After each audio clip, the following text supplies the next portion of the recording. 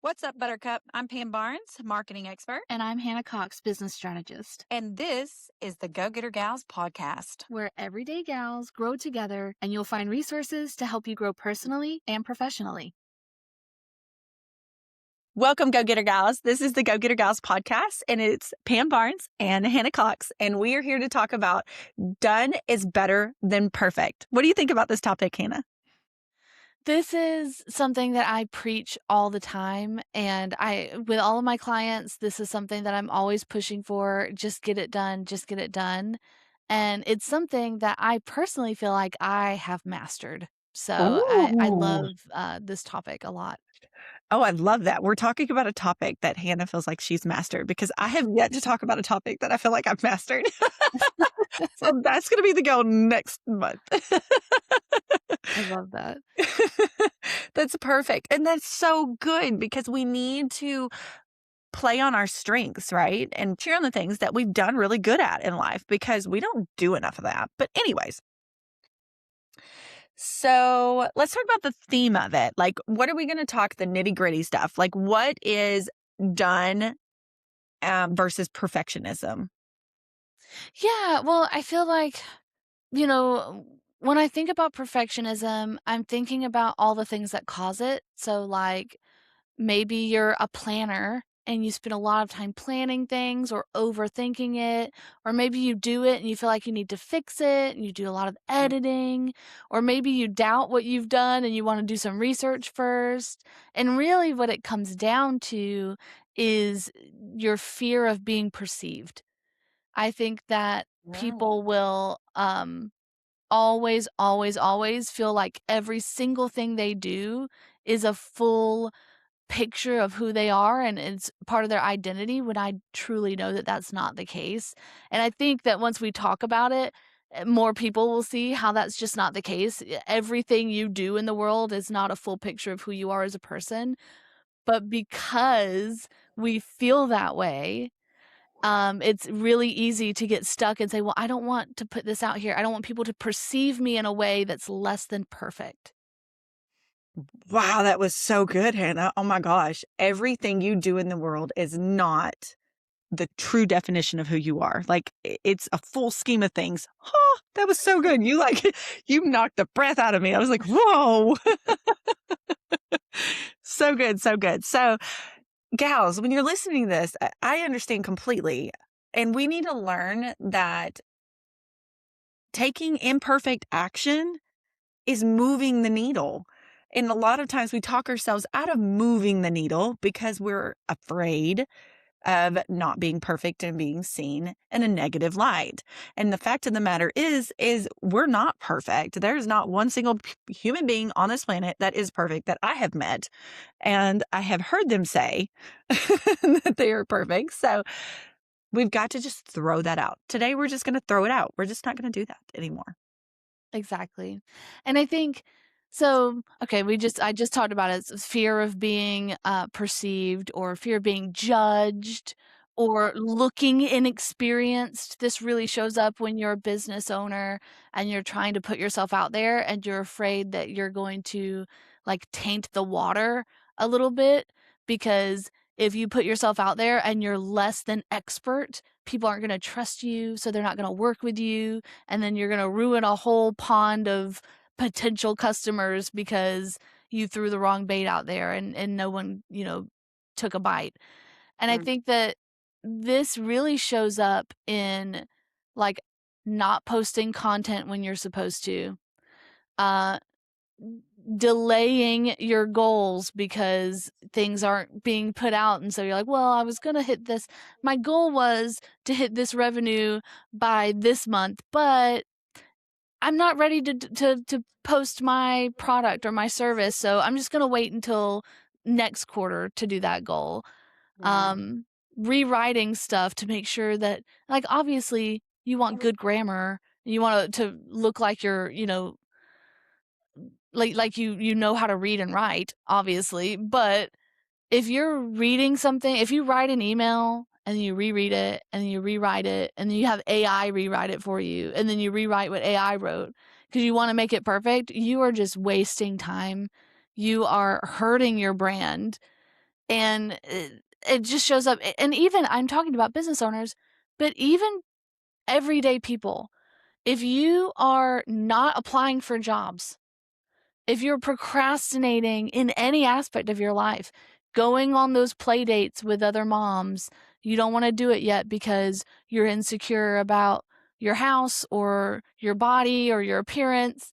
Like these is all examples of perfectionism. It's not just creating something, it's showing up in everyday life. Yes, yes. And I see in my life and with Go Getter Gals, I hear a lot of women say, I'm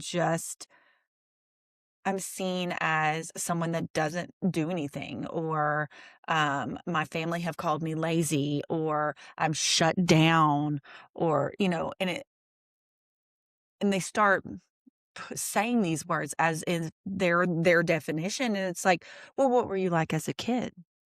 And then you start asking those questions, and they're like, "Oh, I was really outgoing," or, "Oh, I was really inspired in doing this, and I talked a lot about this." And it's like, "Well, that's who you are. You're just defining what this is because you've hit this plateau of, oh, I can't do this, or it's crippling and it's too much, or you talked yourself out of it, and then you just stopped being you." And it's not laziness. It's not anything's wrong with you. It's life. Life is hard, and life has a way of trying to tell you who you are. And sometimes we believe it, and we need to stop doing that. But procrastination and battling with the world of, am I worthy of this? Can make us think that we are these negative things like lazy and not doing things and shut down, and in all reality we're not.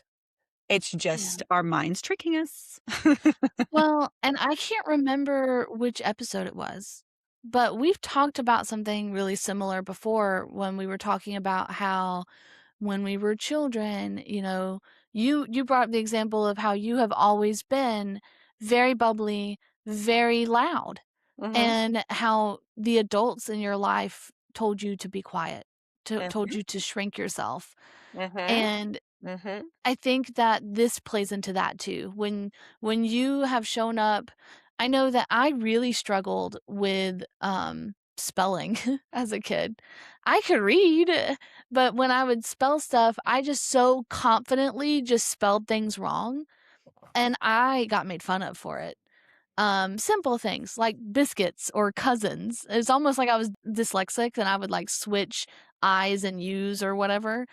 And which I still do to this day. I just thankfully have, like, autocorrect and stuff to help me with it. It's not that big of a deal, but as a kid, there was a point in my life where I had told my, friends or family members that I wanted to grow up and be a journalist, and I was mocked because, like, "Well, you can't even spell deodorant. You can't even spell cousins. What do you mean you're gonna be a journalist?"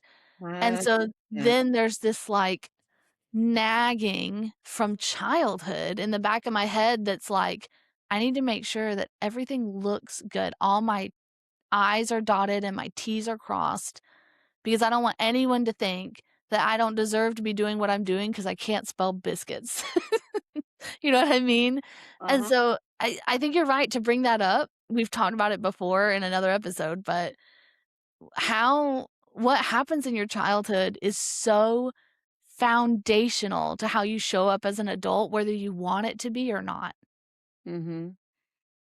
No, I 100% agree, and I have a very similar story. Gals, I am so dyslexic, like, I am, like, it is the reality of me. How many times have I texted you, Hannah? It's been a hot mess. Like, it is the reality. I was talking to Toya, another go-getter gal of ours, and I was talking to her, and I said, "Honey, you know I can't text." She said, "Honey, I've gotten used to it, it's fine." But this is why, and we're gonna go into, like, more of, like, this is why done matters so much more. The action of confidence matters so much more than perfection, because I own a marketing agency, and I've owned a marketing agency for 7 years. And when I first started my marketing agency, I was putting photos online and sharing it with hundreds of people and thousands of people with me writing and spelling words incorrectly when I Mm. started. And it didn't matter. What mattered was I didn't care. I really didn't care. I just pushed it through because I've been dealing with this my entire life, and I can either let it stop me or I can just go with it. And I just stopped caring about it. I started posting it. People would make little snide comments, and then I would feel bad a little bit. And then I would remind myself, honestly, why am I doing this? I'm doing this to help women grow through, or no, sorry, I'm in go getter gals mode. I'm doing this because I want to help businesses grow. I want to help people have confidence in their marketing. So I need to show confidence whether I'm a hot flipping mess or not, because I know what I know is worthy enough to help them because I've been doing this for so flipping long. And even in the beginning, I knew a lot about certain things, especially personal relations and connecting. They don't care about spelling when you're going and getting sales and building an event and stuff like that. Nobody cares about that crap. And if they do, they're like, oh, well, that's a misspelled word. I'm not going to go to this event that they're going to be letting me they're going to have Elsa and Anna here, and they're going to have face painting for my kids because they misspelled conference. You know what I Yeah. mean? Like, no, no, whatever. So, Well, and obviously there is a reason why we do feel like obviously things misspelled does feel unprofessional. But like you said, doing it is what matters. You can always do it better. Always hire someone else to do it for you later who does it better. The mhm, point is, you don't have to be perfect. That's the point. And to what you're saying too, just doing it imperfectly, the action itself is what builds confidence. The progress you make is what teaches you how to get better. The imperfection that you start with is still a start. It builds momentum as long as you keep going. And all of the most successful people that you can think of in this world had to learn how to get to where they are. And you learn by doing. You can read every book there is about how to swim, but you don't know how to swim until you get into the water. agreed. 100% agreed. I was literally thinking about bicycle. How it, my son still doesn't know how to ride a bicycle, and he's 14 years old, and I have failed him as a parent. Okay, I have failed him. No. but well, in that way, I feel. And we took my daughter and my son skating, and I lived at the skating ring, and I suck at skating. Okay, my balance isn't the best. I don't suck, but I'm not the best. Okay, and my daughter wanted to give up, and my son wanted to give up, and I'm like, oh my gosh, no. I made them go out there. I forced them to do it because perfect keeps you stuck. Mhm. People don't want to make a fool of themselves. But the reality of if you're in a situation that's new, like skating, how many people really make fun of people, especially when we're older adults? We're not making fun of people. Yeah, I get it. You haven't been on skates in 15 years. Like, go, don't break a hip. Literally me at my niece's birthday party a couple of years ago. She had it at a skating rink, and it was empty. She had the whole skating rink to herself, and I was like, "I'll put on some skates." And I realized I used to live at the skating rink back when I was a kid and it was like a big thing. We would go all the time. And now I don't. It's not like riding a bike. You don't skate for a minute. It takes a minute to get back into it. I was using they have these like walkers that you can with wheels that you can put on the ice with you so that you can steady yourself while you're skating, and I was like holding on one of those. These little kids skating around me. It's like Hey, whatever. right. Well, it's fine. Yeah. Yeah, it's fine. And of course, after using that little helper for a minute, I got my balance. I had to do it in a silly looking I had to look silly. I Mhm, had to do it weird and do it not perfect in order to get the muscle memory back to learn how to skate again. mhm, And that's just that's everything. That's showing up as a mother, mhm, showing up when you are trying to get promotions, trying to advance at work, showing up when you're trying to be an entrepreneur and you're trying to, craft a world for yourself that's all your own, you like what is it whenever you to become a master, how many hours do you have to put into something to become a master at it? I can't remember the number. I'm sure I could Google it. But it's like 10,000 hours or something ridiculous like that to become a master. Even if you don't wanna be a master, I imagine you can at least put a tenth of that effort into just getting good. But Mhm. the first couple of hours are gonna suck. But you still have to do it. You still have to put those reps in. And I think that, hot take, I think learning to do something publicly helps you learn to do it faster. Ooh. And I think it's because you are opening yourself up to criticisms, to mockings, to shamings. You're opening yourself up and being vulnerable to, like, a lot of negative feelings. And I think that when you put yourself out there like that, you learn faster because of the same reason that prevents you from putting yourself out there in the first place. The Right. avoidance of the negative feelings when you're out there doing it publicly, when you're failing publicly, you hold on to the lesson quicker, in my opinion. Yeah, and you have something to prove Yeah. too. You have something to work for, you have something to prove. Instead of seeing it as I'm failing in front of everyone, see it as I'm trying something new. I'm Mm. encouraging because you have no idea how many people you encourage just doing that. When I go and speak at Go Getter Gals, I have women come to me and say, I love how vulnerable you are up here. Like, I've never seen that, or I haven't seen that enough, or I needed that today. You're giving me permission to show up in my world that way because it is okay to do that kind of situation. Hey gals, if you love what you're hearing and you want to get more involved, because trust me, I love Go Getter Gals. I'm obsessed with it. If you love this podcast as much as we do, all you have to do is go on our Facebook, Instagram, or YouTube, and we're under Go Getter Gals. We are going to have all of our episodes on the podcast link on our website at go-gettergals.com. Thank you for allowing me to interrupt for just a second. We look forward to continuing to help you grow. Without further ado, here's the Go Getter Gals podcast. Let's go into actually giving you things to help you tangibly do this. So step one, okay, is the momentum of getting yourself to actually do it. You created the plan, you've got the passion in your heart. Done is better than perfect. So you're going to let perfection go. We're throwing it away today. What makes you just do it? And let's focus on just being a beginner. Walking into it like, yes, this is going to be embarrassing. Or yes, this could, not going to. We're not going to like put just negative out there, right? This could be embarrassing. But what can I gain from this? What kind of person am I going to be on the other side of just starting, Hmm. just beginning? Yeah. The vulnerability, being vulnerable enough to allow yourself to potentially feel Mhm. embarrassed.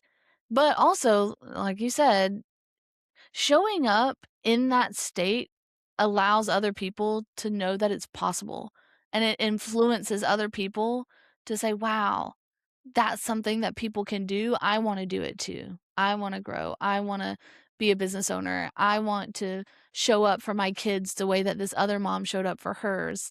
You know, the I think the one thing I would encourage people to avoid when trying to overcome perfectionism and get things done is to not compare yourself to people who are already where you wanna be, which I know is contrary to some of the, like, really inspirational things that you see online is like, "Look at where you wanna be," and the problem is that person has already walked through the flames.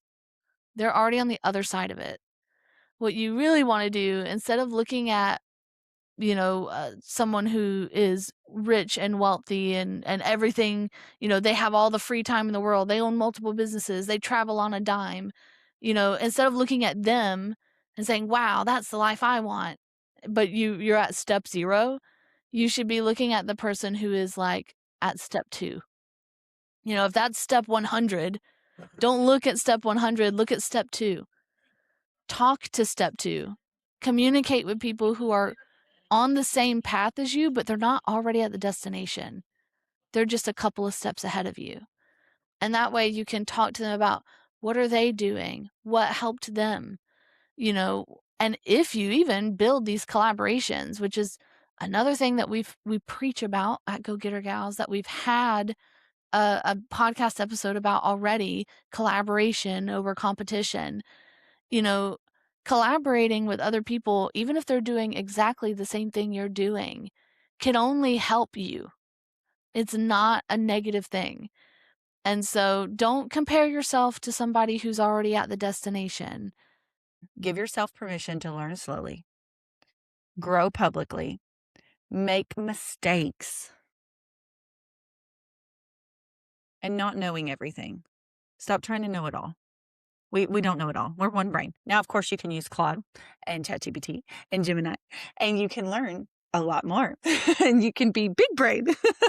I call myself big brain sometimes. Sorry, because I'm like, I have help. You know what I mean? But you don't have to have it all together. You really don't. Right. And then let's go.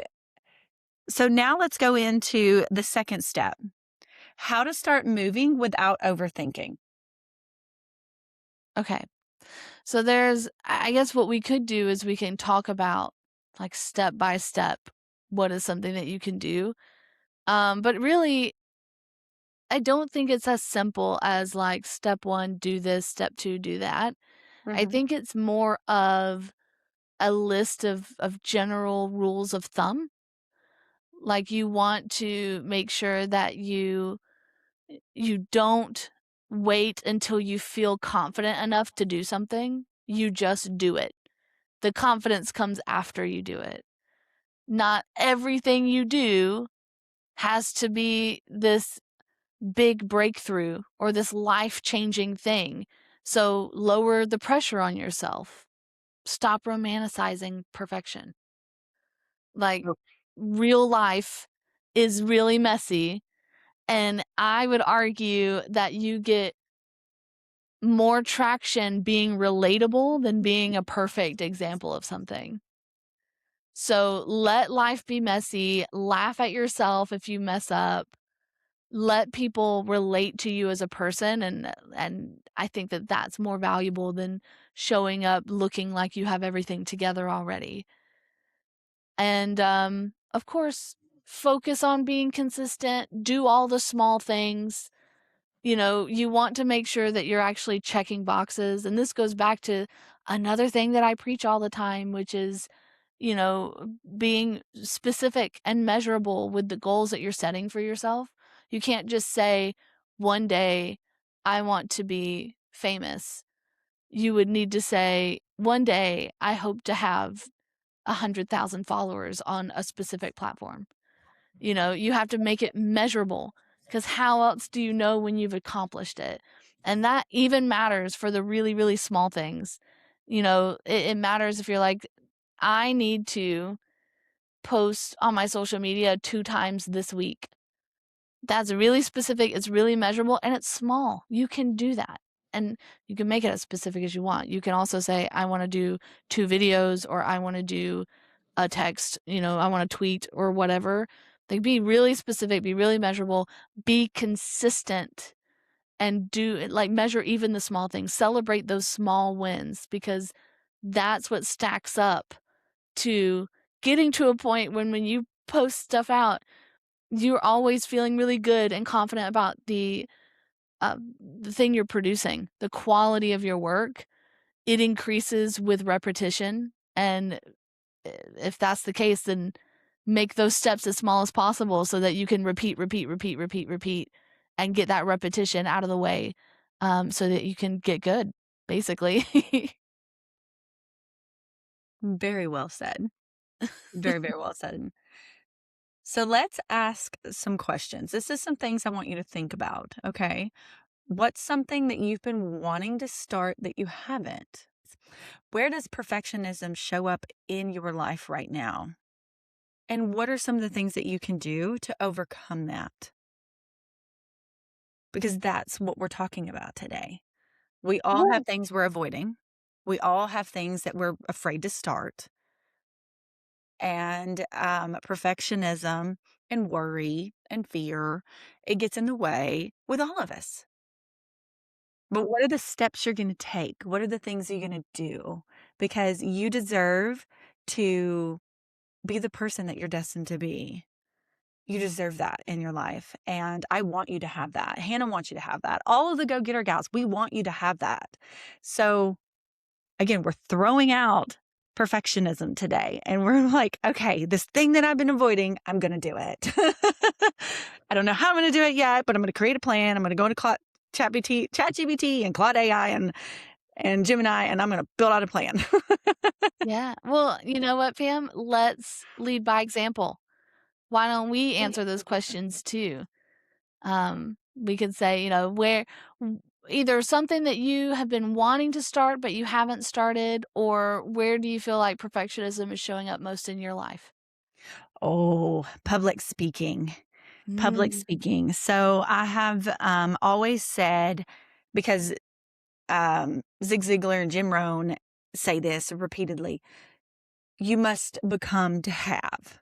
And I've been saying that for years. I must become to have. I have to become the person to deserve the things, to be able to do the things that I want to do. And I didn't realize I was creating procrastination in that when it Mm. came to public speaking. I have been wanting to be on stage and speak in different ways when it comes to helping women grow through connection or speak on SEO and AEO and GEO and AI and all this fun stuff because I get super nerdy with it. I may look like a Southern Belle, but inside I'm like a total nerd. Total nerd. And I want to be able to make it simpler and help people have confidence in their marketing. So I've been doing small little things with that, but actually putting myself out there. I did that last year in a small step and I was on a panel. And now I've been asked to speak in other areas. There's a potential opportunity in Spain. There's a potential opportunity in New York. And there's a potential opportunity in Orlando, Florida.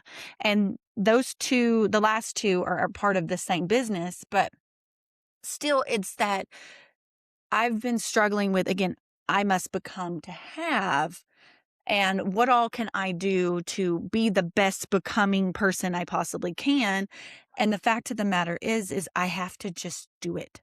I have to Mm. jump in with both feet because my ultimate goal after about 5 years, my plan is to build a business for 5 more years and then either sell it or give it to my kids or something or give it to someone. And then after that, I want to just go and tour and speak. That's what I want to do. So this year, long story short, this year, I'm actually just doing it. Do I have a plan? No. I have topics that I want to talk about, but I haven't wrote my speeches yet. I'm just going to do it and pray that it is what it needs to be. Pray that I have become the person that deserves to be there and of course continue working hard and continue and of course I'm going to write a speech, you know what I mean, but I'm not going to pour hours and hours and hours and hours in it anymore. I'm just not going to. I would write speeches and never do anything with it. Hmm. And I hear this a lot with people that write. They'll write books and then just leave it on a shelf and they don't ever try to publish it or ever try to do anything with it because of the just jumping. So that's what I'm doing. I'm jumping and I'm going to show up on stage. I love that. What did you say that saying was? You have to become. You have to become to have. Or no, wait. Yeah, ha you must become to have, and what kind of person am I becoming to have the things that I wanna have? It's also phrased in a way of, Zig Ziglar says this too, of shooting for a goal, what kind of person is that gonna make you? That's actually the ultimate goal, right?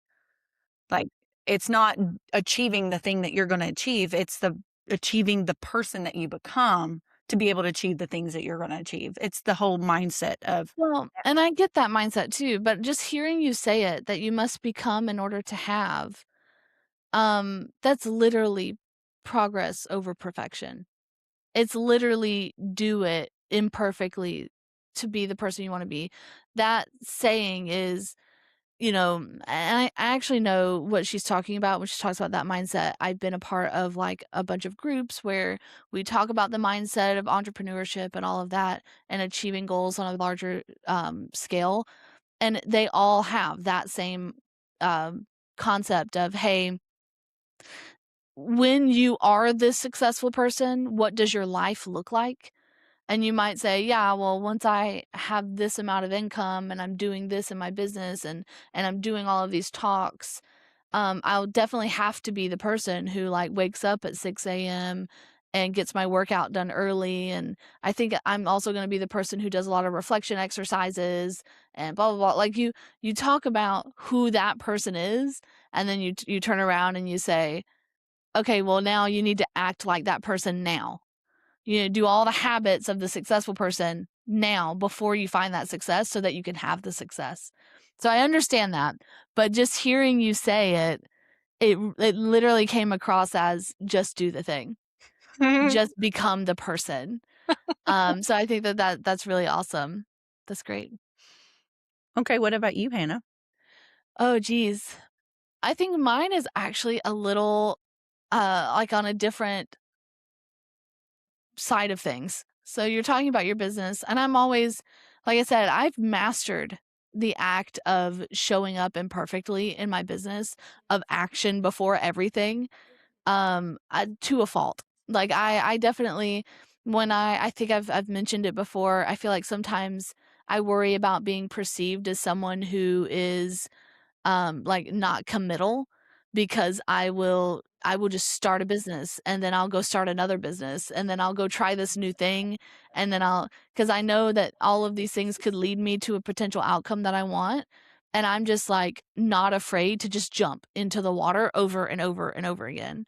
But when it comes to the more personal side of things, I really struggle with showing up in mom spaces with other moms. Hmm.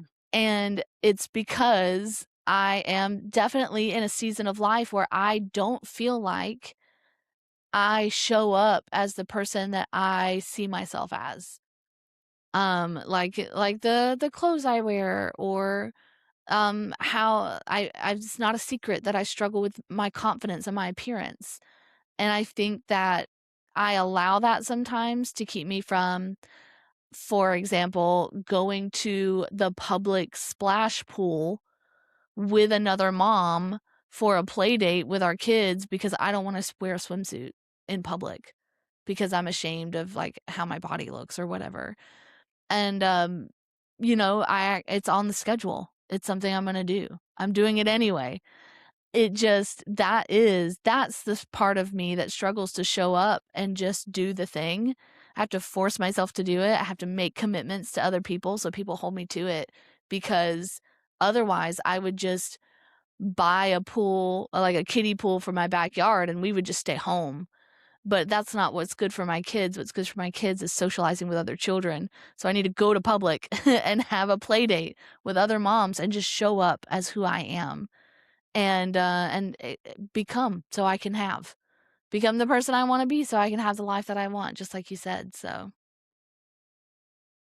So well said. This shows up in our life in so many different ways.